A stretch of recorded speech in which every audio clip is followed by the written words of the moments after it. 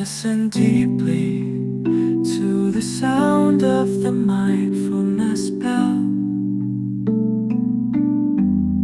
so that my heart may be still and my mind return to the here and now.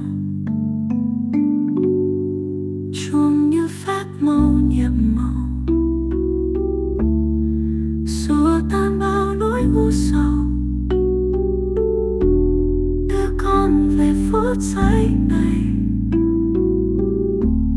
nơi yêu thương mãi đong đầy. The bell is a gentle reminder to pause, to breathe, to come home. With each sound I let go, embracing this moment alone. Xin cho con lắng nghe sâu, may I listen to về nơi có nhiệm màu, to the sound of the bell, để trái tim mãi yên vui, so my soul can rest and my heart be still.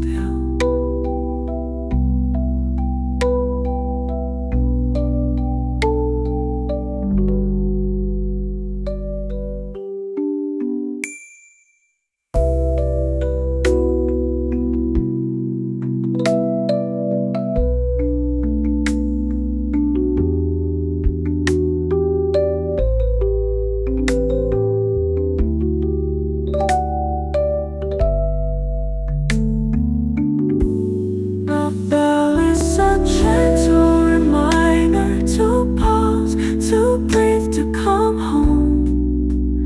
With each sound